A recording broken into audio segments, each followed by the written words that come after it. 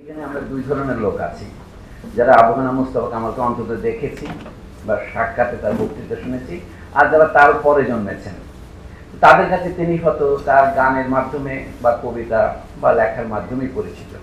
এই পরিচয়কে পরোক্ষ বলে বন্যায় হবে না। আমার পরিচয় তার সাথে সরাসরি ছাত্র হিসেবে নয়। আমি চট্টগ্রাম কলেজের ছাত্র ছিলাম 1973-74। তখন ঘটনাচক্রে নিয়তির নির্মম পরিহাস আবু হানা সাহেব চট্টগ্রাম বিশ্ববিদ্যালয়ে গিয়েছিলেন। 5.5 বছর সেখানে তিনি অধ্যাপনা করেছিলেন। ওই সময় আমরা তাকে একটা সমিতি করেছিলাম, চট্টগ্রাম কবিতা পরিষদ। আমরা তখন উটি উটি পা পা হাঁটছি আর কি। তখন তিনি ছিলেন এটার সভাপতি। সুতরাং চট্টগ্রাম প্রেস ক্লাব যেটা আছে, যেখানে এখন একটা বাতিঘর বলে বড় বইয়ের দোকান হয়েছে, সেইখানে তার সভাপতিতে দুই একটা কবিতা পাঠের সভায় আমিও ভীরু পায়ে উপস্থিত হয়েছিলাম। এই হচ্ছে পরিচয়ের প্রথম ভিত্তি। পরে ঢাকা বিশ্ববিদ্যালয়ে যখন আমি ছাত্র হিসেবে দাখিল হই, নাজেল হই, তখন দেখা যায় আবু হানা মুস্তাফা কামাল আমাদের প্রাধ্যক্ষ হয়েছেন। সংক্ষেপে বলছি, আমি থাকতাম হাজী মোহাম্মদ মহসিন হলে। প্রথমে মহসিন হলের আগে সূর্যসেন হলে ছিলাম।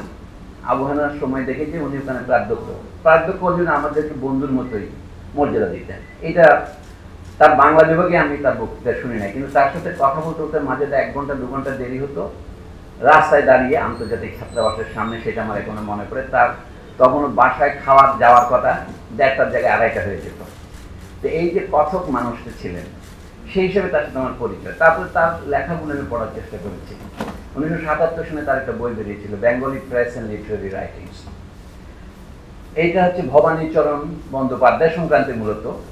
তবে সেই সময়ে সমাচার চন্দ্রিকা, তার দ্যুতি বিলাস, নববাবু বিলাস, নববিবি বিলাস, মানে গণিকা বৃত্তান্ত কলকাতার, এই 3-4টা বই নিয়ে এই বই মূলত লেখা। আর অন্যান্য যারা নকল লিখলেন তাদের নিয়ে আলোচনা করছেন। সেগুলি তিনি চট্টগ্রাম একটা বইও বের করেছিলেন, কলিকাতা কমলালয়। এটা ভবানীচরণের প্রধান বই বলে লোকে মনে করে। সেটা তার সম্পাদনায় বেরও হয়েছিল। চট্টগ্রাম বাংলা বিভাগ বিশ্ববিদ্যালয় থেকে একটা পত্রিকা বের করতো পাণ্ডুলিপি নামে। আমরা তখন কলেজের ছাত্র বলে যা কিছু পেতাম ঠোঙা পর্যন্ত পড়তাম। খুব একটা বুঝেছি বলবো না, তো মনে হলো লোকটা সম্পর্কে একটা সম্ভ্রম জাগলো। পরে তার সাথে দেখা হলো বিশ্ববিদ্যালয়ের শিক্ষক হিসাবে। এই হচ্ছে সংক্ষিপ্ত বৃত্তান্ত। এখন তিনি নানা বিষয়ে কাজ করেছেন। তিনি যদি অকালে মারা না যেতেন, আজকে বেঁচে থাকলে তার বয়স প্রায় 90 হতো। 1936 জন্ম, যদি সত্য বলে মেনে নেই। এবং তিনি 53 বছর বয়সে মারা গেছেন। এবং তার আগের বছর তিনি আমার কথা নামে একটা আত্মজৈবনিক লেখা লিখেছেন, যেটা শেষ হয়নি, মৃত্যুর বেশি আগে নয়, মানে তিনি মৃত্যুর জন্য প্রস্তুত হচ্ছেন, সেটা ওই লেখাতেই পাওয়া যায়। এবং সেখানে আরো মহা কথা আছে যেগুলো আমি আত্মপ্রকাশ করতে চাই না। নিজে নির্জনে বলে তিনি একটা জার্নালে লিখেছিলেন, সেটাও আছে 1988-তে। তখন বাংলা একাডেমিতে তিনি সভাপতি। এটা বোধহয় বলা দরকার, বাংলা একাডেমিতে থাকলে। উনি মহাপরিচালক ছিলেন বাংলা একাডেমিতে তখন। তো এইসব বিষয়ে আলোচনার আজকে আপনাদের সময় নষ্ট করব না। তিনি অনেক বিষয় লিখেছেন। গানের কথা সবাই জানেন। 50-এর দশকে বিশ্ববিদ্যালয়ের ছাত্র থাকার সময় তিনি গান লিখেছেন এবং মোহাম্মদ মাহফুজুল্লাহর সাথে পূর্ব বাংলার কবিতা নামক বই সম্পাদনা করেছেন। বয়স তার 20 বছর। এখন ভাবলে অবাক লাগে, বিলেতে তিনি যে ডিসার্টেশন লিখেছেন, আমাদের বাংলা বিভাগে যত ডিসার্টেশন লেখা হয়েছে তাদের সকলের মধ্যেই এটা শ্রেষ্ঠ না হোক 5-10টা শ্রেষ্ঠ আলোচনার মধ্যে একটা হবে। বইটা ছোট হলেও এটা তিনি 12 বছর পরে এটা প্রকাশ করেছিলেন 1977-এ। এই থিসিস লিখেছেন তখন তার বয়স 28-29 বছর মাত্র, 1965 সালে। এবং তার গবেষণা তত্ত্বাবধায়ক বা সুপারভাইজার ছিলেন TW ক্লার্ক, অত্যন্ত কড়া লোক। তখন সেখানে তারাপদ মুখোপাধ্যায় ছিলেন তিনি। আর তার ইংরেজি তার বাংলার মতো সুন্দর, আর বেশি বলবো না আমি। ইংরেজি আমরা অল্প জানি, কিন্তু ইংরেজি পড়ার যে ভাষার যে প্রসাদ গুণ, আবু হানার ইংরেজিতেও সেটা আছে। সৌভাগ্যক্রমে বাংলা একাডেমি এটা ছেপেছে এখন তার রচনাবলিতে। 2001 সনে 1 খণ্ড বের হয়েছে, 2021 সনে আরেক খণ্ড বেরিয়েছে। তাতে সম্পাদক হিসেবে অধ্যাপক আনিসুজ্জামানের নাম থাকে। 2য় খণ্ড বের হওয়ার সময় আনিসুজ্জামান আর কিছু করেছেন বলে মনে হয় না। এখানে আমি বাংলা একাডেমির সমালোচনা করব না, তবে রচনাবলী যেভাবে বের করতে হয় সেভাবে কিন্তু বের হয়নি। বইয়ের সাথে তার ভূমিকাটাও রাখতে হয়। আর তারা এটা করেছে কি, পরিশিষ্টে নিয়ে গেছে। তিনি একটা ভূমিকাও লিখেছিলেন। এটা যারা করেছেন তারা আমার বন্ধু, অথবা কেউ কেউ আমার শিক্ষক। কাজে এই সমালোচনা থেকে বিরত থাকলাম। অর্থাৎ বইটি তারা কিছু বুঝে উঠতে পারেনি। আর এই ধরনের রচনাগুলিতে এত বেশি মুদ্রণ প্রমাদ থাকা ঠিক নয়। সমালোচনা শব্দ যদি কেউ সমালোচনা ছাপে, আমি উদাহরণ দিয়ে বলছি, এটা খুব পীড়াদায়ক হয়। তারপরেও সেটার উপর নির্ভর করেছেন আমার কোনো উপায় নেই। বাংলাটার কিন্তু একজন ভালো গবেষক ছিলেন, বিবলিওগ্রাফার আমিরুল মোমেনীন। তিনি বাংলাদেশের নজরুল চর্চা নামে একটা প্রবন্ধে আবু হেনার অগ্রন্থিত কিছু বইয়ের সংগ্রহ করেছিলেন। কবিতা আছে যেখানে, কিন্তু উনি পাশে লেখেন না যেটা কবিতা আছে। যেমন একটা কবিতার নাম ঝড়, ব্রেকেটে আছে কাজী নজরুল ইসলামকে।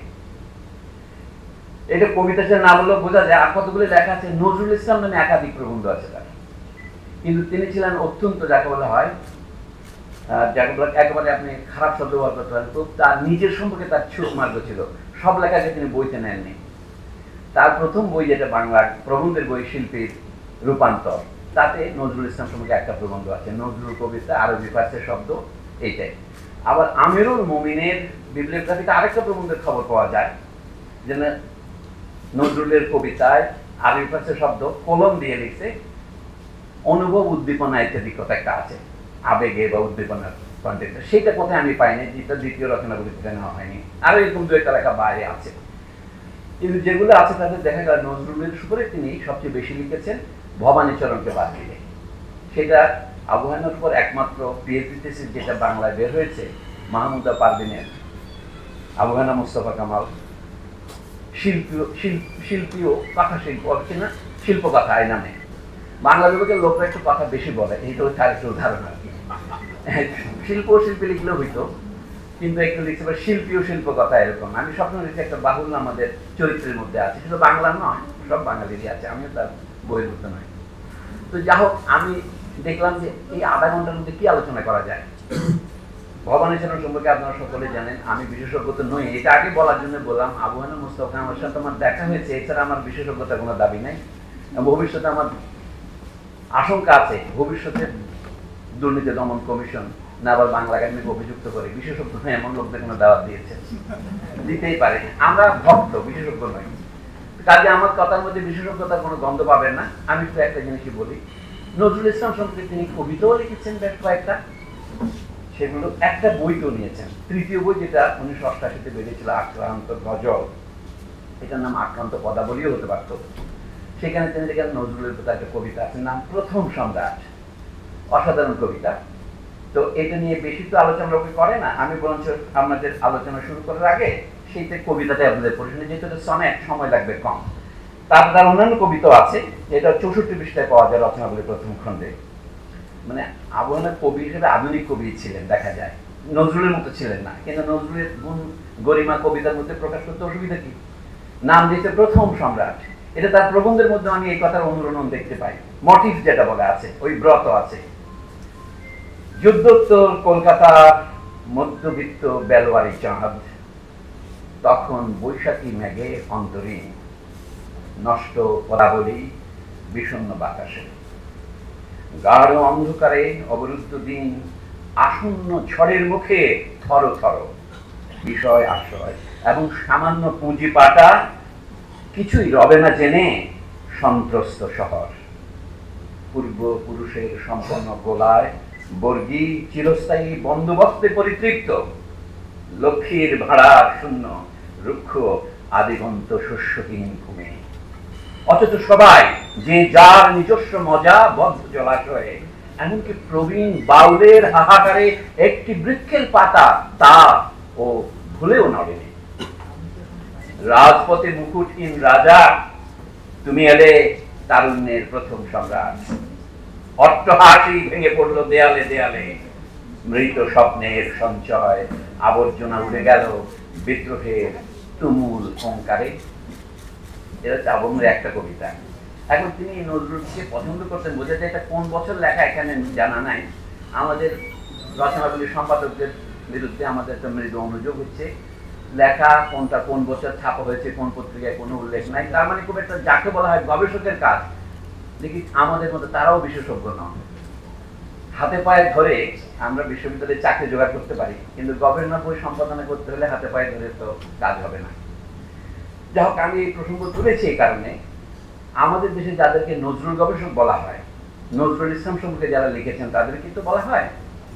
আমাদের আব্দুল কাদের আছেন, তার কথা তো না বললে চলবে না, যদি আব্দুল কাদেরকে প্লান্ডার করতে আমরা এখন ব্যস্ত, তার রচনাগুলি নিজেদের নামে ছাপাই আমরা। কিন্তু যারা আলোচনা করেছেন তাদের মধ্যে নানা শ্রেণীর লোক আছে, সবাইকে নিয়ে আলোচনা করা যাবে না। ধরেন আবু হেনার প্রথম বই যেটা শিল্পীর রূপান্তর, গদ্যের বইতে তিনি নজরুলের কবিতা আরবি ফার্সি শব্দের ব্যবহার এটা নিয়ে একটা প্রবন্ধ লিখেছেন। দ্বিতীয় বইতে যেটা কথা ও কবিতা, সেখানে কাজী নজরুল ইসলাম এই সরল নামে একটা প্রবন্ধ আছে। এই দুটি হচ্ছে ছোট ছোট প্রবন্ধ, কিন্তু 6-7 পৃষ্ঠার বেশি নয়, কিন্তু তাতে তিনি অনেক গুরুত্বপূর্ণ কথা বলেছেন। তাতে আমার দাবি হচ্ছে আপনাদের সামনে পেশ করছি, আমাদের দেশে যারা সেরা নজরুল গবেষক বা সমালোচক, তার মধ্যে আবু হানা মুস্তাফা কামালের স্থানটা নিশ্চিত। কারণ তিনি কম লিখলেও একটা ভালো প্রস্তাব তিনি উত্থাপন করেছেন, সেটা আমি একটু পরেই বলছি। এবং সম্প্রতি আপনারা জানেন গোলাম মুর্শিদ সাহেব একটা বই বের করেছেন, বাংলা একাডেমিতে তিনি বহু প্রশ্রয়প্রাপ্ত লেখক ছিলেন, অভিধানও বের করেছেন।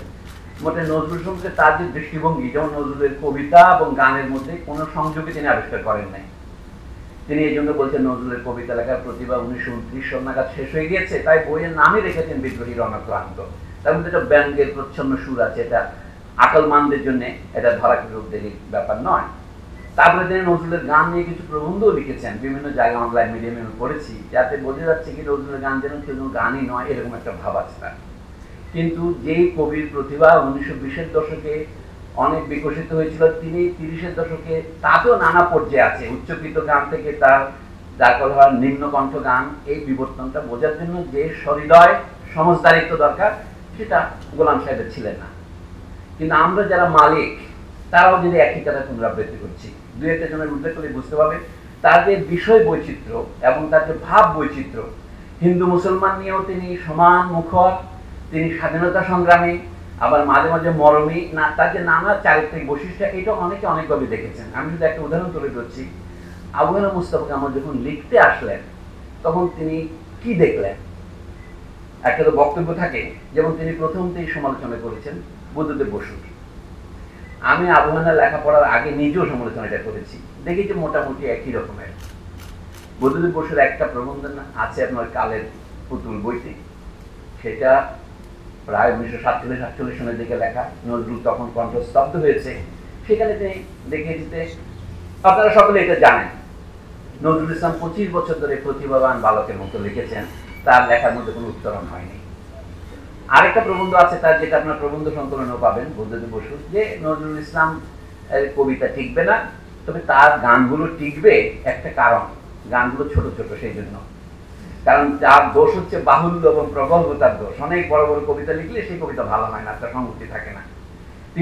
তিনি কোলাহলকে কবিতায় বেঁধেছেন, এই সমস্ত কথা কিপলিং থেকে ধার করে বলেছেন। বুদ্ধদেব বসু যদি ইংরেজি নবিশ ছিলেন, তিনি মনে করেন যে কিপলিং এর উদ্ধৃতি দিলে এই কথা অনেক বেশি গ্রহণযোগ্য হবে। তিনি কোলাহলকে গানে বেঁধেছেন, এই সমস্ত কথা বলেছেন।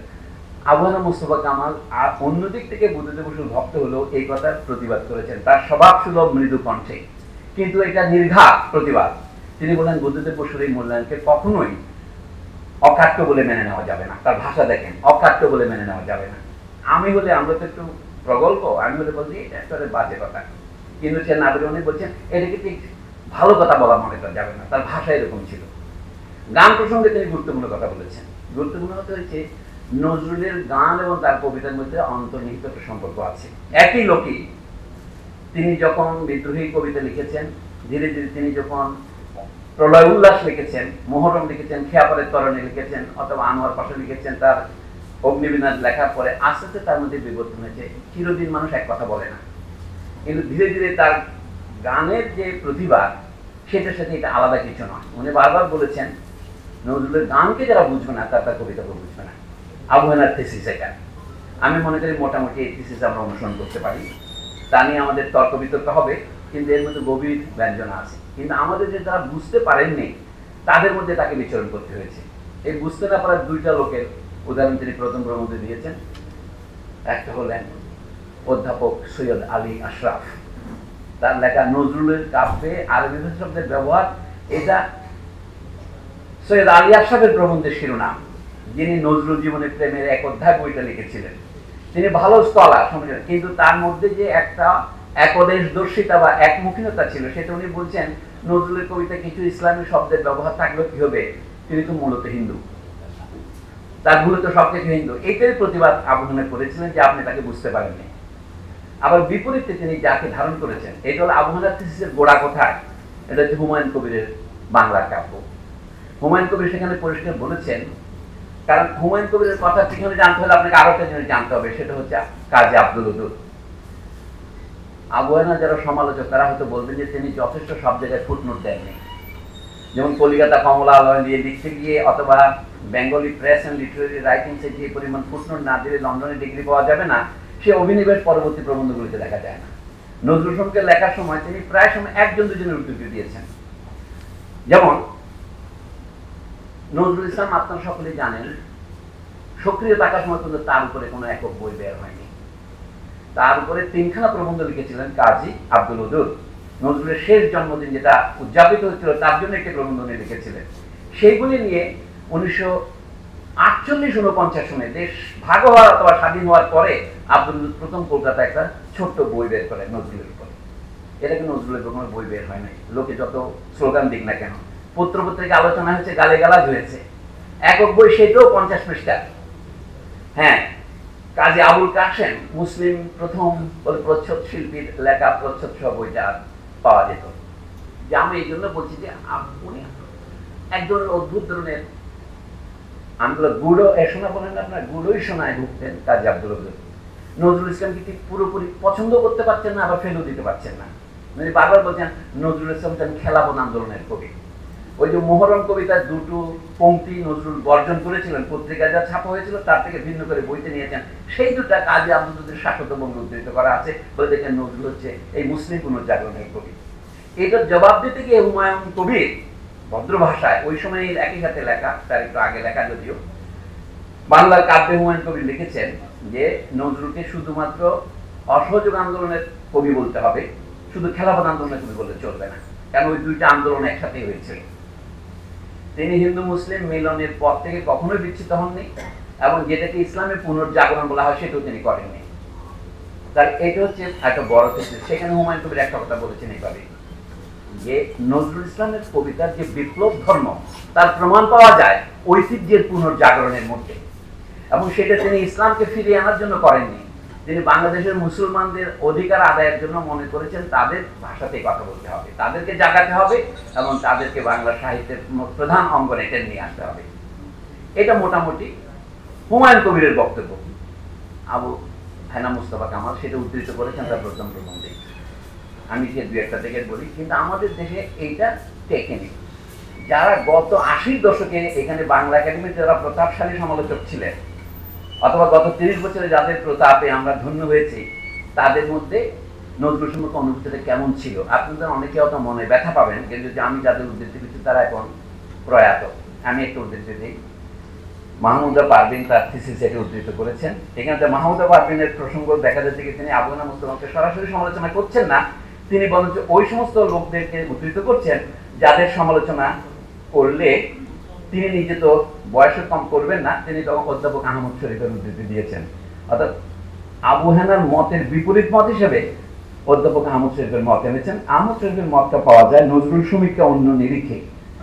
এটা বইটা বেরিয়েছিল 2003-এর দিকে মাওলা ব্রাদার্স থেকে। উদ্ধৃতিটা পড়লে আপনারা বুঝতে পারবেন আহমদ শরীফ কি মনে করতেন নজরুলকে।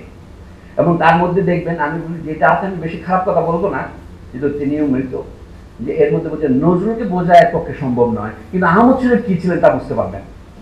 উদ্ধৃতি: নজরুল ইসলাম সরল ও স্বল্প বিদ্যার আবেগ চালিত লোক ছিলেন বলে জ্ঞান যুক্তি বুদ্ধি, এর মধ্যে হাইফেন আছে, জ্ঞান যুক্তি বুদ্ধি দিয়ে কমিউনিজম বা সাম্যবাদ, সমাজ সমস্যা, মনস্তত্ত্ব, রাজনীতি প্রভৃতির জটিলতা কুটিলতা বুঝতেন না। তাই মুক্তির আকুলতা থাকলেও মুক্তির পথ পদ্ধতি তার অধিগত ছিল না জানি।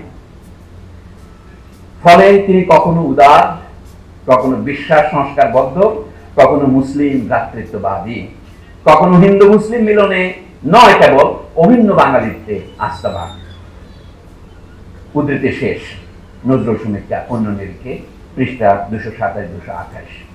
এখানে উনি কি বলতে চেয়েছেন যে এই নজরুলের মধ্যে সবিরোধ আছে। অর্থাৎ তিনি এটা অর্থাৎ হিন্দু মুসলিম মিলনে বিশ্বাসী শুধু না, তিনি অভিন্ন বাঙালিত্ব বিশ্বাসী, আবার মুসলিম ভ্রাতৃত্বে বিশ্বাসী।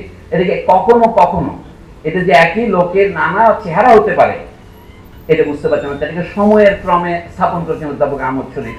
তার স্মৃতির প্রতি শ্রদ্ধা নিবেদন করে বলছি এখন আরেকজনের জিনিস দেখলে আপনি আরো অবাক হবেন। আহমদ শরীফ সম্পর্কে এটা উদ্ধৃত করার পরে এটা কেন বলা হয়েছে আমি এই জন্য আপনাদের আরেকজনের উদ্ধৃতি বলি। এ প্রসঙ্গে নজরুল গবেষক ও সমালোচক সম্পর্কে প্রাজ্ঞজনের একটি মন্তব্য স্মরণ করা যায়। আহমদ শরীফকে বলেছেন সমালোচক, আর এখন প্রাজ্ঞজন যার উদ্ধৃতি দেব তার নাম আপনারা, আমি আপনাদেরকে এটা, যারা আহমদ শরীফকে দেখেন নাই অথবা আবু হেনা মুস্তফা কামালকে দেখেন নাই, এমনকি হুমায়ুন আজাদকে দেখেন নাই, তাদের জন্য একটা পরীক্ষার মতো, এমসিকিউ পরীক্ষার মতো এই উদ্ধৃতি কার বলছেন। রবীন্দ্রনাথের, এটা লেখা হয়েছে বাংলা একাডেমি থেকে 1992 সনে বেরিয়েছে বইটা, বইয়ের নাম আধা তো আধেয়। রবীন্দ্রনাথের প্রতিদ্বন্দ্বী করে তোলার চেষ্টা হয়েছিল যাকে, এদেশে যার অতিশায়িত মহিমা প্রচারিত হয়ে আসছে অনেক দিন থেকে, সেই নজরুল ইসলাম সম্পর্কে আলোচনা সমালোচনা রচিত হয়েছে। এই বাক্যের যদি কোনো অসঙ্গতি থাকে তার দায় আমার নয়, আমি হুবহু উদ্ধৃত করছি। মানে বড় বড় অধ্যাপকরা শুদ্ধ বাংলা বাক্য যে লিখতে পারে না তার প্রমাণ এখানে পাবেন। একটা বিষয় লক্ষ্য করার মতো, বিসর্গ বা কোলন হওয়া উচিত, বাংলাদেশে নজরুল সমালোচকদের মধ্যে একটি অন্তর্গোত্রীয় সম্পর্ক বিদ্যমান। এই শব্দটা অন্তর্ন্যাশনালের মতো, অন্তর্গোত্রীয়, রটা আছে কিন্তু র্যাপ নয়। সাধারণত তারাই ধার্মিকের মোহ নিষ্ঠা নিয়ে আকৃষ্ট হন নজরুলের প্রতি। সমাজতান্ত্রিক বস্তুবাদীরা যাদের বলবেন প্রগতি বিমুখ দাঁড়ি। আরো লক্ষণীয় যে নজরুল ভক্ত মাত্রেই ফজলুল আহমদ ভক্ত, এই ভদ্রলোকের বক্তব্য। এরপরে আরো মজা, আমি হুবহু দিতে বলছি। নজরুল বিষয়ক সমালোচনা পড়ার সময় মনে হয় যে ভক্ত সমালোচকরা কোথায় যেন অসহায় বোধ করছেন। তাদের মনের গভীরে লুকিয়ে আছে একটি সন্দেহ যে নজরুল সম্ভবত খুব বড় কবি নন, তাই তারা যুক্তি তর্ক আবেগের সাহায্যে পৃষ্ঠা পরম্পরায় একটি কথাই ঘোষণা করেন যে কাজী নজরুল ইসলাম একজন মহাকবি। বাক্যটা দেখে ইংরেজি বাক্যের অনুবাদের মতোই মনে হয় যে বুদ্ধদেব বসু এই ধরনের লিখতেন, আমাদের প্রয়াত বুরহানুদ্দিন জাহাঙ্গীর এই ধরনের লিখতেন। এটা বাংলা গদ্যের একটা ধারা, এখানে নিতে পারি, কিন্তু তার ভিতরের বক্তব্য স্টাইল ছাড়িয়ে যখন দেখেন তখন যেটা একটা দারুণ ধরনের হৃদংসা কাজ করে, প্রায় জিঘাংসা বলা যায় এটাকে। এই পরিস্থিতিতেই আবু হেনা মুস্তফা কামালকে এই সমস্ত প্রবন্ধ লিখতে হয়েছে। এটা যদি আপনারা অনুগ্রহ করে মনে রাখেন তাহলে বোঝা যাবে কোনো মানুষকে চিনতে হলে তার অপরকে এটা বুঝতে হয়। তাকে লড়াই করতে হচ্ছে বুদ্ধদেব বসুর সাথে, তাকে লড়াই করতে হচ্ছে আহমদ শরীফের সাথে, আবার আহমদ শরীফ তার শিক্ষক, খুব বেশি দূর শিক্ষক বা প্রায় সমসাময়িক। এই সমস্ত কারণে আমি জানি না তিনি মনির চৌধুরীর খুব ভক্ত ছিলেন। তার আত্মজীবনীতে লিখেছেন, মনির চৌধুরীর ক্লাস যদি না করতাম আমার মধ্যে শিক্ষক হওয়ার বাসনা জাগতো না। তার একটা ঘটনা হচ্ছে এরকম, অ্যানেকডোটাল কথা, যে উনি প্রথমবার অনার্স পরীক্ষা দেওয়ার সময় জ্বরের জন্য পরীক্ষা দিতে পারেননি, পরে তাকে পরের বছর পরীক্ষা দিতে হয়। তো দেওয়ার পর ফলাফল যা হয়েছে তো আপনারা জানেনই, কিন্তু তার নতুন ফলাফল হলো তিনি প্রথম যখন পড়ছিলেন তখন মনির চৌধুরী হার্ভার্ডে পড়তে গিয়েছিলেন, একটা MA ডিগ্রি করতে গিয়েছিলেন। আর তার MA ক্লাসে যখন ভর্তি হচ্ছেন 1 বছর পরে মনির চৌধুরী ফিরে আসছেন। পরে মনির চৌধুরী ক্লাস করার তার অভিজ্ঞতা হয়েছে, তখন তিনি বুঝলেন একজন শিক্ষক কি করে 50 মিনিট ছাত্রদেরকে গুণমুগ্ধ করে রাখেন, সেটা তার কাছে একটা অপূর্ব ব্যাপার মনে হয়েছিল। এবং তিনি যখন পরে তিনি বলেন প্রথম শ্রেণীতে প্রথম হয়েও 2বার তিনি কিন্তু চাকরি পাননি। তিনি অনেক বছর বেকার ছিলেন। পাবনা এডওয়ার্ড কলেজে 2.5 মাস চাকরি করার পর আবার বেকার হয়েছিলেন 8.5 মাস। তারপরে তিনি চাঁপাইনবাবগঞ্জের একটা কলেজে মাস্টারি করে খানিকটা অভিজ্ঞতা অর্জন করেন। তারপরে ঈশ্বরের কৃপায় 1963 সনে ঢাকা বিশ্ববিদ্যালয়ে আসেন। তাও বেচারা বেশি দিন থাকতে পারেন, তাকে তো বিলেতে যেতে হয়েছে। তো বিলেত থেকে আসার পরে তিনি কি কারণে যে রাজশাহী গিয়েছিলেন ঢাকা বিশ্ববিদ্যালয় থেকে ইত্যাদি। এই কাহিনীতে আপনাদের কোনো প্রয়োজন নেই, কিন্তু তাতে বোঝা যায় মনির চৌধুরীর তার প্রভাব ছিল। মনির চৌধুরী নানা বিষয়ে সমালোচনা করেছেন, নাটক লিখেছেন, নাটক অনুবাদ করেছেন, কিন্তু নজরুল ইসলাম সম্পর্কে তার বিশেষ লেখার খবর আমি জানি না। নিশ্চয়ই তিনি লিখেছেন কোথাও কোথাও, তিনি মীর মোশাররফ সম্পর্কে বই লিখেছেন, তুলনামূলক সাহিত্য লিখেছেন, সেখানে নানা রকম ড্রাইডেন ও ডিএল রায়, তিনি কি উচ্চশিক্ষিত লোক ছিলেন সেটার প্রমাণ প্রত্যেক পদেই আছে। তো নজরুল ইসলাম সম্পর্কে যেই নৈতিক আবহাওয়া তখন বিরাজ করছিল, এটা ছিল একদিকে সৈয়দ আলী আশরাফদের, তার চেয়ে খারাপ যারা আছে তাদের কথা আমি বলতে চাচ্ছি না। গোলাম মোস্তফা সাহেব বলেছিলেন নজরুলের যেগুলো পাকিস্তানবাদী লেখা আছে মুসলিম, সেগুলিকে নিয়ে একটা সংকলন করা দরকার, হিন্দুগুলি বাদ দেওয়া দরকার। এগুলো নানা রকমের ব্যাপার আছে। তো এর মধ্য থেকে বেরিয়ে এখন মনে হতে পারে নজরুল সম্পর্কে আলাপ করা বোধ সহজ, তখন তো সহজ ছিল না। তখন আমি প্রশংসা করি এই জন্যই কবি আব্দুল কাদিরের সেই বই পরিবেশও কিন্তু 2-3 খণ্ড তিনি বের করার চেষ্টা করেছেন নজরুল রচনাগুলি। এটা না হলে আমাদের এই আলোচনা করা যেত না। আমাদের জাত হিসেবে যে একটা সুনাম আছে অকৃতজ্ঞতা, সেটার প্রকাশ আমরা পরে বাংলা একাডেমিতে করেছি।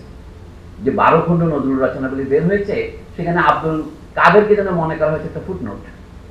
এটা আব্দুল কাদের সম্পাদিত বইয়ের পুনঃসম্পাদনের একটা ঐতিহ্য আছে, সেটা না করে আমরা নিজেরাই সম্পাদনা করেছি। আমরা 12 জন লোকের নাম দিয়েছি। আমার মনে হয় এগুলির নৈতিক জবাব একদিন জাতিকে আমাদের দিতে হবে। যাই হোক, সময় আমি আর বেশি নিতে চাই না। মোস্তফা কামালের রচনাগুলি থেকে আমি দু একটা জিনিস আপনাদের সাথে শেয়ার করি। যে প্রথম 2 প্রবন্ধ যা লিখেছেন, পরবর্তীতেও লিখেছে। আমার প্রস্তাব হচ্ছে বাংলা একাডেমির কাছে নজরুল বিষয়ক যে লেখাগুলো তার আছে, এটা নিয়ে একজন যোগ্য সম্পাদকের নেতৃত্বে একটা বই করা উচিত। তার একটা উদাহরণস্বরূপ নিজের ধাপ নিজেই পিটাই একটু। আমরা একটা বই বের করেছি আমার সম্পাদনায়, নাম হচ্ছে গরিবের রবীন্দ্রনাথ। এটা হচ্ছে আহমদ সোফা রবীন্দ্রনাথ সম্পর্কে যা লিখেছিলেন। আমরা প্রায় 16টি রচনা আবিষ্কার করেছি। রবীন্দ্রনাথ কোনো বই করেননি, কিন্তু তা একটা বইয়ের মর্যাদা পেয়েছে। এখন 56 পৃষ্ঠা হলে তো বই হয়, কি বলেন? 52 পৃষ্ঠা হলে তো বই হয়। তো বাংলা একাডেমিতে একটা আপনারা করতে পারেন। আচ্ছা, এটা হচ্ছে আমার এবার জাগালার বিনীত প্রস্তাব। এখন তার প্রবন্ধ থেকে 2 একটা না পড়লে তো বক্তৃতা মাঠে মারা যাবে। আমি প্রবন্ধের 2 একটা অংশ দিয়ে শেষ করি। যে প্রথম যে বইটা শিল্পীর রূপান্তর, তাতে যে তার প্রবন্ধের ভঙ্গিটা শুধু আমি দেখাচ্ছি আপনাদের। আচ্ছা, পেয়েছি আমি। এটার নাম হচ্ছে নজরুলের কবিতা আরবি ফার্সি শব্দ। সেখানে তিনি যাদের সাথে তর্ক করেছেন তাদের একজন হচ্ছে সৈয়দ আলী হাসানের ভাই সৈয়দ আলী আশরাফ। উনি লিখছেন, সঞ্চিতার সবগুলো কবিতা পড়ে গেলে দেখতে পাই যে নজরুলের ভাষা ও ভাবধারায় হিন্দু প্রভাবই প্রবল। আশরাফ সাহেব বলছেন, এই বই নজরুলের বিভিন্ন সংকলনে পাওয়া যায়, কারণ এটা বহুল একটা ক্লাসিক লেখা হিসেবে লোকে পড়ে, আমি দেখলাম। এবং তিনি কিন্তু পণ্ডিত লোক, আপাত দৃষ্টিতে তিনি আপনাকে কিছুটা আপনার মনোরঞ্জনই করবেন, কিন্তু সত্যের সাথে তার দেখা আছে কিনা সেই প্রশ্ন তুলবেন না। সাধারণভাবে আরবি ফার্সি শব্দ ব্যবহার করলেও নিজস্ব মনোভাব ও অনুভূতি প্রকাশের জন্য তিনি আশ্রয় খুঁজেছেন হিন্দু উপকথা থেকে সংগৃহীত উপমা ও চরিত্রে। তিনি সাহায্য নিয়েছেন সাধারণ হিন্দু সমাজের ও ওই শিক্ষায় শিক্ষিত মুসলিম সমাজের ভাষায়। এটা ভয়ানক ধরনের, আমি বলি কি, রিয়ংসা প্রসূত কথা। এটার বিপরীতে হুমায়ুন কবিরকে আমি মনে করি, এটা আমাদের প্রস্তাব। আপনারা দেখেন, আবু হেনা মুস্তফা কামালের সমগ্র নজরুল বিচারের একটাই হচ্ছে পাঠাতন, সেটা হচ্ছে হুমায়ুন কবিরের বাংলা কাব্য। ওই কথাগুলি তিনি নানাভাবে বলেছেন। যেমন একটা তিনি সহজে উদ্ধৃতি দিয়েছেন, এক জায়গায় তার প্রশংসা করেছেন, আমি এক জায়গায় পড়ি, সম্ভবত শব্দ ব্যবহারের ভঙ্গি বিচার করেই আমরা নজরুলের কাব্য ঐতিহ্য সম্পর্কে একটা মোটামুটি ধারণা নির্মাণ করতে পারি। তবে কোনো সিদ্ধান্তে পৌঁছানোর আগে 2জন পূর্বগামী সমালোচকের মন্তব্য এখানে উল্লেখ করা প্রয়োজন। অধ্যাপক হুমায়ুন কবির এই প্রসঙ্গে লিখেছেন বা বলেছেন, ঐতিহ্যের লঙ্ঘন তিনি করেননি। পুরাতন পুঁথি সাহিত্যের আবহাওয়ায় লালিত বলে বাংলার বিপুল মুসলমান কৃষক সম্প্রদায়ের সঙ্গে তাঁর সহজাতীয়তা। ভাষা ও ভঙ্গিতে নজরুল ইসলামের কাব্যে যে বিপ্লব ধর্ম, পুরাতন ঐতিহ্যের পুনরুজ্জীবনের মধ্যেই তার পরিচয় মেলে। কিন্তু নজরুল শুধু পুরাতন ঐতিহ্যের পুনরাবৃত্তির মধ্যে কাজ শেষ করেননি, তিনি সেটাকে ব্যবহার করেছেন যে শিল্পীরা করে থাকেন। ঐতিহ্যকে পুনর্নির্মাণ করার জন্য তিনি লিখেছেন। এবং সৈয়দ আলী আশরাফের মন্তব্যের বিরোধিতা করার জন্য নজরুল থেকে কয়েকটি উদ্ধৃতি উনি সংগ্রহ করছেন। ইচ্ছা করলে আমরা আরো উদ্ধৃতি সংগ্রহ করতে পারবো। নজরুলের লেখায় কয়েকটা ভঙ্গি আপনারা দেখেন, যেখানে তিনি বলছেন নিজস্ব অনুভূতি প্রকাশের জন্য তিনি হিন্দু সমাজের উপর নির্ভর করেছেন, তাহলে ওইটা যেন পরস্য পার্সি। নজরুল একটা কবিতায় নয়, শুধু একটা প্রবন্ধে রবীন্দ্রনাথের সাথে বিরোধ করে বলেছিলেন, আমি যে আমার কবিতায় কিছু পার্সি অলঙ্কার ব্যবহার করেছি, তারপর পার্সি জেওর করিয়েছি, সেটা কিন্তু বাংলা সাহিত্যের সমৃদ্ধির জন্য। বড় প্রীতি বালির বাগ প্রবন্ধে, সেটাও আমরা আরেকটা বইতে আমি সংকলন করেছি, ঠাকুরের মাছনিয়া নামক বইতে। আমাকে প্রায় লোকে জিজ্ঞাসা করে, আপনি শুধু বক্তৃতা দেন, বইটাই লেখেন না কেন? আমি 2 একটা লিখে আপনারা পড়েন না, আমি কি করবো? তো সেই জন্য 2 একটা কবিতা দেখেন এখানে আছে। ওনার বক্তব্য কেমন ছিল সেই প্রসঙ্গে বলছি এভাবেই, সাধারণভাবে আরবি ফার্সি শব্দ ব্যবহার করেছেন, এই কথার অর্থ কি? এই জন্য উনি দেখেন, এই উক্তির সত্যতা অথবা অযথার্থ নির্ণয় করতে হলে নজরুলের কবিতার কাছে ফিরে যেতে হয়। দয়েক উদাহরণ আবু হেনা সাহেব 3টা উদাহরণ দিয়েছেন ছোট ছোট। একটা হচ্ছে ফাতেহা ই দুয়াজদহম 20-এর বাসিতে আছে, সেখানে বলছেন, চলে আঞ্জাম দোলে তাঞ্জাম খলেহুর পরিমরি ফেরদৌসের হাম্মাম, তলে কাকের কলসে কাউসার ভর, হাতে আব জম জম জম। আরেকটা হচ্ছে দিল দরদি ফণি মনসায়, আচ্ছা মনে পড়ছে যেদিন সিরাজবাগের গুলগুলি, শ্যামল মেয়ের সোহাগ শ্যামার শ্যাম হলে ভাই বুলবুলি, কালো মেয়ের কাজল চোখের পাগল চাওয়ার ইঙ্গিতে মস্ত হয়ে কাঁকন চুরির কিংকিঙের ঝিনগিতে। এখানে ছাপালে যে ভুল টুল আছে আমাকে ক্ষমা করবেন, কারণ আমি ঠিক বিশেষজ্ঞ নই, যেমন ভুল আছে তেমনই করছি। আর একটা 3 নম্বর হচ্ছে যুগের আলো, ফণিমনসা থেকে আছে, নিদ্রা দেবীর মিনার চুরে মুয়াজ্জিনের শুনছি আরাব, পান করে নে প্রাণ পেয়ালায় যুগের আলোর রৌদ্র সারাব। উষায় যারা চমকে গেল তরুণ রবির রক্ত রাগে, যুগের আলো তাদের বল প্রথম উদয় এমনি লাগে। কোথায় যে হিন্দু কোথায় যে মুসলিম এই ভেদাভেদ এখানে থাকে না। আরেকটা হিন্দু মুসলিম ভেদাভেদ না থাকার উদাহরণ হচ্ছে আসছে এবার অনাগত প্রলয় নেশায় নৃত্য পাগল, সিন্ধু পারের সিংহদ্বারে থমকেনে ভাঙলো আগল। মৃত্যু গহন অন্ধকূপে মহাকালের চন্ডরূপে ধূম্রধূপে বজ্র শিকার মশাল ছেড়ে আসছে ভয়ঙ্কর, ওরে ওই আসছে ভয়ঙ্কর। তোরা সব জয়ধ্বনি কর, তোরা সব জয়ধ্বনি কর, এটা সকলেই জানেন প্রলয় উল্লাস থেকে। আরেকটাতে আবার অন্য রকমের ব্যবহার দেখাচ্ছেন, এগুলো সব আবু হুনার চয়ন করা। উনি বলছেন তখন যে ধ্বংসের ডম্বরু বেজে ওঠে তার মূল নটরাজের একটি পরিচিত চিত্রকল্পে প্রতিষ্ঠিত। কিন্তু যখন শুনি এই লাইনগুলি, ফিরি করে ফেরে সাজাতি বিবি ও বেগম সাব, চাঁদ মুখের নাই নাকাব, শূন্য দোকানে পসারিনি, কে জানে কি করে বিকি কিনি, চুরি কঙ্কনে ঋণী ঝিনি, কাঁদিছে কোমল করি রেখা, অধরে অধরে দর কষাকষি নাই হিসাব, হেম কপুল লাল গোলাপ। বাংলায় দেখেন আমরা খারাপ বলি, এখন বাংলায় বটা প হয়েছে, খারাপ বলি। কমরেড মুজাফফর আহমদ সবসময় কিন্তু বতে লিখতেন খারাপ, এইখানেও তাই আছে গোলাপ। এই আর কি। এখন দ্বিতীয় যে প্রবন্ধটা সেটা থেকে 2টা দিয়ে আমি শেষ করব, যেগুলো অপ্রকাশিত এখন ঢোকানো হয়েছে সেগুলিতে এত বানান ভুল, এগুলো উদ্ধৃতির অযোগ্য, সেগুলো একটু ঠিক করা দরকার মহাপরিচালক মহোদয়। আপনাকে আর বেশি উৎপাত করবো না, তবে সেটি বলে আমি শেষ করি। আচ্ছা, আরেকটা কথাও কবিতার মধ্যে এই প্রবন্ধটা আছে, এটার নাম হচ্ছে কাজী নজরুল ইসলাম। খুব সিম্পল, কাজী নজরুল ইসলাম ও জাতীয় মুক্তির আন্দোলন, এগুলি লিখলে মনে হবে যেন উদিচিৎকেও লিখেছে এরকম মনে হবে আপনার। এরকম প্রবন্ধ আছে এখন। আর একজন বিশিষ্ট সমালোচক, আমি কাজী নজরুল ইসলাম প্রবন্ধ থেকে পড়ছি, এটা শেষের দিকে। একজন বিশিষ্ট সমালোচক উনি কিন্তু এই জন্য ভদ্রতার নাম লেখা নেই, বুদ্ধতে বসু বলে লোকে পড়বে না, বুদ্ধ বসু ভক্তরাও তো এখনো আমার উপর খেতে যাবেন, ঢাকায় তাদের অভাব নাই। নজরুল প্রতিভার মূল্যায়ন করতে গিয়ে আজ থেকে 36 বছর আগে লিখেছিলেন, মানে সেই 1977-এর আগে। এই বইটা বেরিয়েছে 1981-তে, প্রবন্ধ হতে কয়েক বছর আগে লেখা। ও আমার আরেকটা ঘটনা বলা হয় নাই, আবুরা মুস্তাফা কামাল যখন আলাউল সাহিত্য পুরস্কার পেলেন 1977-এর দিকে হবে, তখন তার সাথে ফরিদপুরে যাওয়ার জন্য তিনি আমাকে নিয়ে গিয়েছিলেন, এইটুকু মনে আছে আমার। আমরা সার্কিট হাউসের অতিথি হয়েছিলাম তার সঙ্গে। উনি যে এত বড় অধ্যাপক সেটা তখন ওখানে গিয়ে টের পেলাম, আমরা মানে আল্লাহ পেয়েছিলাম। রুদ্র মোহাম্মদ শহীদুল্লাহ ছিল আমাদের ওই টিমে। তো কি বলছেন উদ্ধৃতি, 36 বছর আগে লিখেছিলেন উদ্ধৃতি, 25 বছর ধরে প্রতিভাবান বালকের মতো লিখেছেন তিনি, কখনো বাড়েননি, বয়স্ক হননি, পর তাঁর বইগুলিতে কোনো পরিণতির ইতিহাস পাওয়া যায় না। 20 বছরের লেখা আর 40 বছরের লেখা একই রকম। কালের পুতুল, দ্বিতীয় ভাষণ, 130 পৃষ্ঠা। এখন আবু হানার মন্তব্য দেখেন কি ভদ্র মন্তব্য, বলছে নজরুল কাব্যের উদাসীন ও অমনোযোগী পাঠকের কাছে এই মন্তব্য যথার্থ বলে মনে হতে পারে, কেননা প্রথম যৌবনের অগ্নিবীণার প্রতিশ্রুতি পরিণত যৌবনের মরুভাস্করে পূর্ণতা পায়নি। কিংবা বলা যায় অগ্নিবীণার পরবর্তী সকল কাব্যেই বক্তব্যের যে তীব্রতা ও বলিষ্ঠতা পায় সেই পরিমাণে কাব্যকলার বিবর্তিত রূপ লক্ষ্য করি না।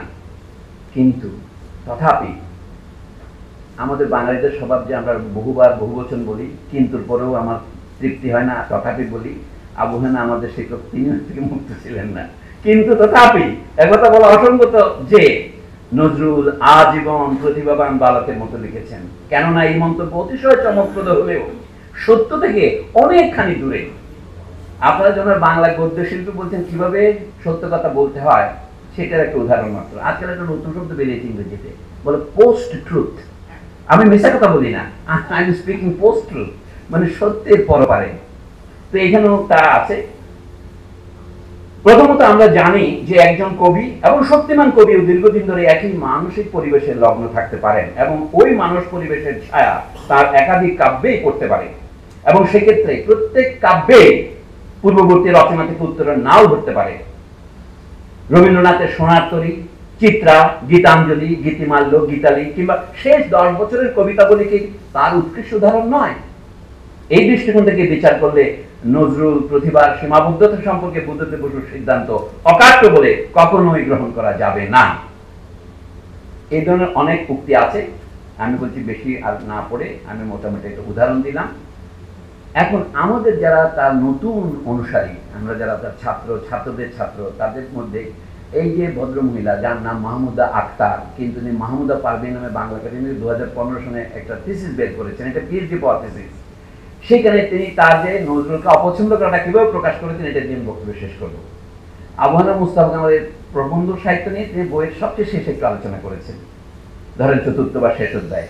তারপরে যেখানে আবু হানিফা একটু ভালো কথা বলেছেন, তখন তিনি বলছেন যে এটার একটা বিপরীত কথা তো আছে। যেমন তিনি বলছেন, কালের পুতুলে বুদ্ধদেব বসু নজরুল প্রতিভার সীমাবদ্ধতা সম্পর্কে যে মন্তব্য করেছেন, তার বিরোধিতা করে বলিষ্ঠ ভাষায় ও উচ্চতম কণ্ঠে আবু হানিফা মুস্তাফা কামাল তার এই প্রবন্ধে জবাব দিয়েছেন। এই বাক্যের মধ্যে অসঙ্গতি আছে, সেটা আমরা পরে আলোচনা করব। মানে বাংলা বাক্য লেখায় আমাদের এখন সাংবাদিকেরাও ভুলে গেছে। আচ্ছা, তবে এখানে ওই যে সমালোচনা শতটা ভুল ছাপা হয়েছে, তবে সমালোচনা সাহিত্যের দৃঢ় গ্রন্থি অনেকাংশেই সেখানে শিথিল। আবু হানিফার লেখা নাকি এখানে শিথিল হয়েছে, যেহেতু বুদ্ধদেব প্রতিবাদ করেছে। এই জন্য আপনাদেরকে আমি দীর্ঘ বিরক্তি উৎপাদন করে উদ্ধৃতিটা পুরো পড়ে শোনালাম। এখন এবং ভাষা কিছুটা আবেগ তাড়িত। আপনি এই আবেগ তাড়িত কথাটা আমরা পেয়েছি কোথায়? আহমদ শরীফের লেখায়। এবং শুধু কি সেখানে পেয়েছি, পরিচিত পর মালির ঘাটে আমার গুরু হযরত আহমদ সোহার লেখার মধ্যে আবেগ তাড়িত কথাটা আছে। অর্থাৎ নজরুল ইসলামের জসিমুদ্দিন দুজনে ছিলেন আবেগ তাড়িত। আবেগ তাড়িত না হলে তো লেখায় আবেগ তাড়িত না হলে আমি বক্তৃতা দিতে পারতাম না। কিছুটা খানিকটা আবেগ আছে, তা তো বটেই। আচ্ছা, নজরুলের গান সম্পর্কে একটু বলি। নজরুলের গান বিষয়ে প্রবন্ধকারের বিবেচনা, নজরুলের গীত রচনা তার কবিতারই সম্প্রসারণ।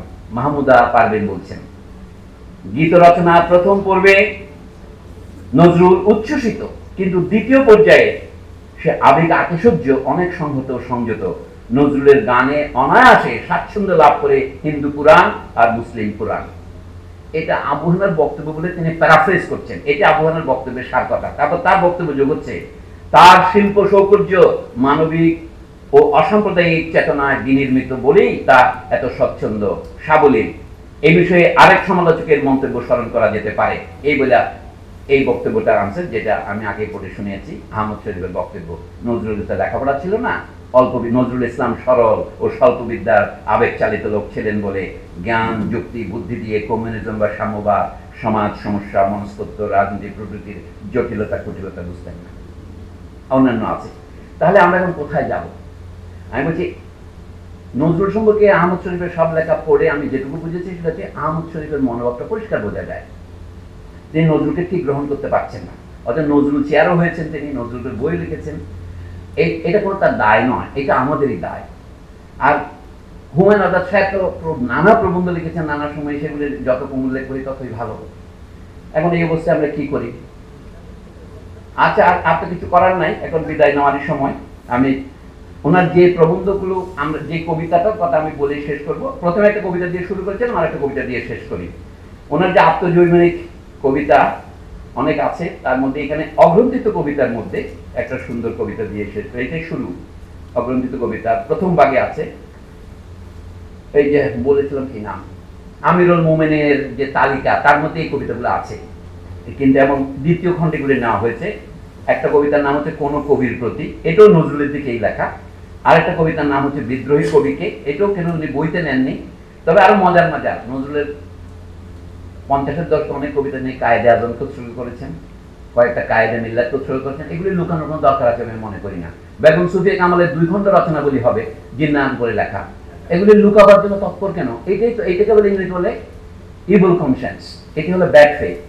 আপনি যা করেছেন সেটা আপনাকে ডিফেন্ড করতে হবে।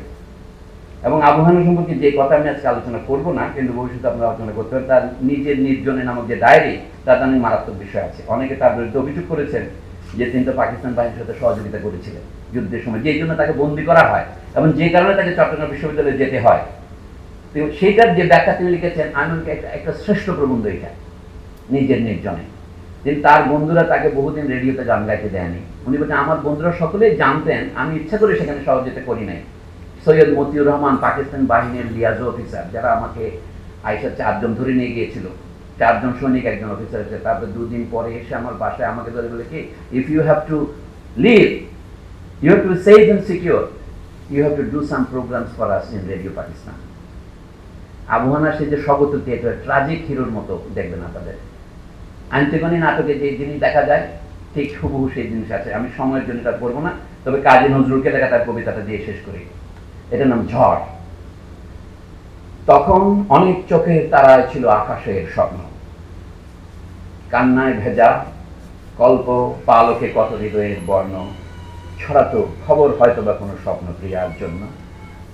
মাটির স্বপ্ন তবু তো ছিল না নয়নে, রাতের আধার মরা পৃথিবীতে ছড়াতো গভীর কুয়াশা। মোমের মতন মনের মিনারে কালো আকাশের গ্লানিমা মেলে দিত ডানা। নির্মাতবার তবু অকারণ দুরাশা গাঢ় আনন্দে ভরে দিত এই ভীরু মননের নীলিমা। সহসা সেদিন দমকা বাতাসে ঝড়ের আবেগ শুনেছি, স্বপ্নের ভিড় টেলে তারপরে মাটির বুকে নেমেছি। এগুলো তার কম বয়সের কবিতা, বোঝা যাচ্ছে, কিন্তু তার মধ্যে তার আবেগ এবং সত্যটা আছে। নজরুল উৎসর্গ করা এটা ঝড়, কাজী নজরুল ইসলামকে। ঝড়ের আবেগে মিশে গেল আহা আকাশের নীল বর্ণ, তবু তো কখনো সূর্যের আলো ছড়ালো নতুন ঘোষণা। দুরন্ত ঝড় এবার নয়নে আনলো মাটির স্বপ্ন, ঝড়ের বিকাশে মন ফিরে পেল চেতনা। ঝড় এসেছিল, দিগন্ত ছুঁয়ে এসেছিল ঝড় বন্য, কেঁপে উঠেছিল স্ফটিক আকাশ, নিবিড় নীল অরণ্য। তারপর এলো গাঢ় প্রশান্তি, সবুজ মাটির প্রান্তে শান্তি নামলো ভীরু মনন সীমান্তে। নতুন কবিরা এরকম অন্তর্মিল দেওয়ার জন্য উদ্গ্রীব থাকেন, এটা ক্ষমা করবেন আপনারা। সোনালী ধানের সুবাস এখন ছুঁয়েছে মাটির সীমানা, ছুঁয়েছে অনেক ক্লান্ত মনের মোহনা। তবু এখানে মাটির মানুষ জানে সেই ঝড় বন্য এনেছে নতুন মাটির স্বপ্ন লক্ষ মনের জন্য। ধন্যবাদ।